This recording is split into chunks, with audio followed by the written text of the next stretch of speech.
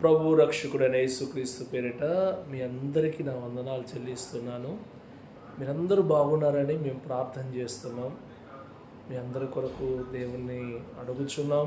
మీరు క్షేమంగా ఆశీర్వాదకరంగా ఉండాలి అని. దేవుని బిడ్డరా, మీ అందరికి నేను ఒక విషయం తెలియజేస్తున్నాను. దేవుని ఆజ్ఞ మనం అనుసరించినప్పుడు ఆ ఆజ్ఞ మనల్ని బ్రతికించేదిగా, నిలబెట్టేదిగా ఉంటుంది.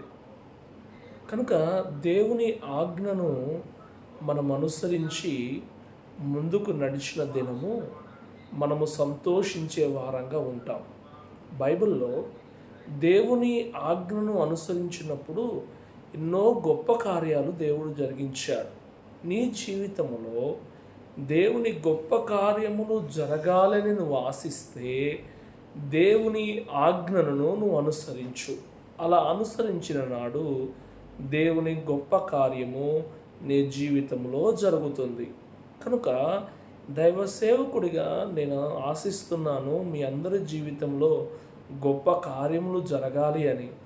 ఆ కార్యములు జరగటానికి దేవుని ఆజ్ఞ అనగా దేవుని మాట ప్రకారం మనము జీవించి ముందుకు నడిచే వారంగా ఉందాం. ఆ కృప దేవుడు మీకు ఇచ్చునుగాక. ఆమేన్. దేవుడు మీ అందరిని దీవించునుగాక. ఆమేన్. God bless you.